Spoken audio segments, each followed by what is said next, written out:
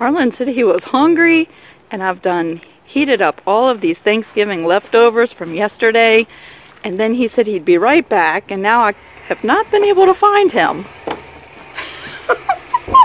What are you doing?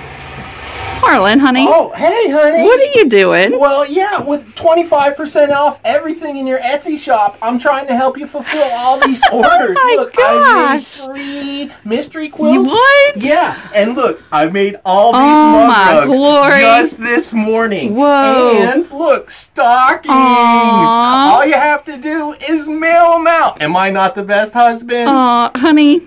Yeah? Yeah, you are the best husband in the world. And the stockings are so cute. But, honey, we don't have to mail these things out. The customer gets the pattern instantly from the Etsy shop.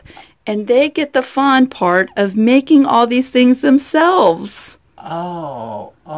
You mean I don't have any more stockings to make? No, or honey. Mug rugs? No, I'm sorry. Oh, okay, but that is the most fun part. It is the funnest part. But guess what? Yeah.